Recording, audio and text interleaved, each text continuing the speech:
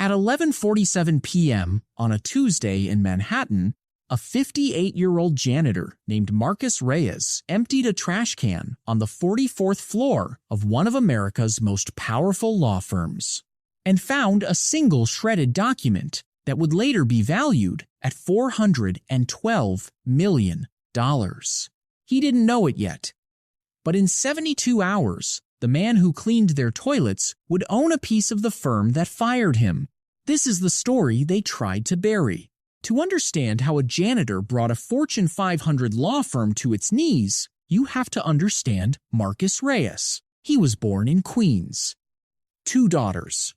A wife who had been fighting stage 3 cancer for 19 months.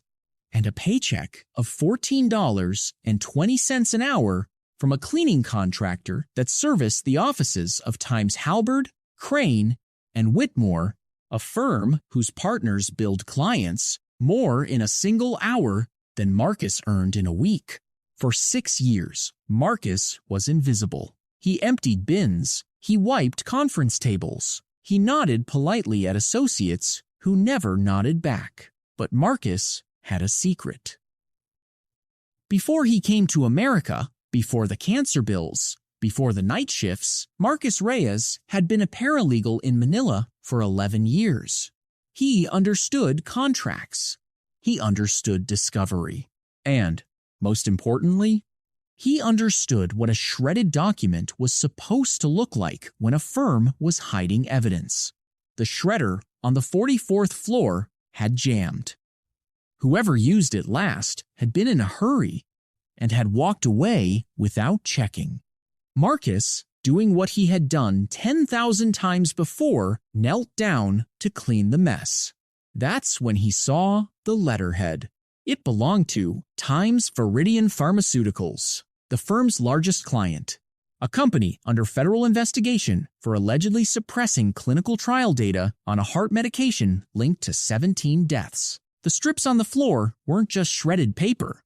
They were internal emails, dated, signed, and they didn't match a single document the firm had handed over to federal prosecutors. Marcus froze, because Marcus knew, under U.S. federal law, specifically 18 U.S. Code, Section 1519, destroying documents relevant to a federal investigation is obstruction of justice, a felony, carrying up to 20 years in prison. He had 2 choices: walk away or take the evidence. He chose the bag. For 3 nights, Marcus reassembled the documents in his apartment in the Bronx. What he found made his hands shake. Internal memos showing the firm's senior partners had advised Viridian to restructure, a polite legal euphemism for Times, destroy, communications between executives and the FDA. Memos that, if surfaced, would not only end Viridian, but would implicate the law firm itself in a criminal conspiracy. But here's where it became dangerous. Marcus knew that if he simply handed the documents over, he'd be fired, blacklisted, and likely sued into oblivion under non-disclosure agreements he had signed when he was hired. So Marcus did something no one expected. He called a lawyer. Not just any lawyer. A Times, Quitum, Times, attorney. Under the Federal False Claims Act and the Dodd-Frank whistleblower provisions, private citizens who report fraud against the government are entitled to between 15 and 30% of whatever the government recovers.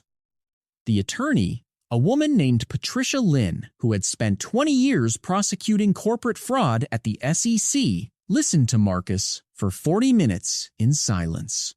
Then she said 4 words that changed everything. "You're sitting on gold." 6 weeks later, on a Thursday morning, the FBI executed a search warrant on the 44th floor of Halberd, Crane, and Whitmore. The partners had no idea it was coming. They especially had no idea that the man who walked in behind the federal agents, wearing a suit for the first time in his life, was the same janitor they had ignored for 6 years. Marcus Reyes was now a protected federal witness. The firm tried everything. They claimed the documents were privileged. They argued attorney-client confidentiality. They threatened Marcus with 12 separate lawsuits. But Patricia Lynn had built her career on this exact moment. She invoked the Times crime-fraud exception, a legal doctrine establishing that attorney-client privilege does not protect communications made in furtherance of a crime. The judge agreed. The documents were admissible. And then came the moment the firm couldn't survive. During deposition, one of the junior associates, a young woman named Hannah Vetch, broke down and confirmed, under oath, that she had personally been instructed by a senior partner to feed documents into the shredder the night Marcus found them. The case was over, and the firm knew it. The settlement was announced on a quiet Friday afternoon, the way most catastrophic legal defeats are. Viridian Pharmaceuticals agreed to pay the federal government $412 million. Halberd, Crane, and Whitmore lost 3 of their largest clients within 90 days. 2 senior partners were disbarred. One served 14 months in federal prison. And Marcus Reyes, the janitor who emptied their trash for 6 years, received a Whistleblower award of $78 million. But here's the part most people don't know. Marcus didn't keep all of it.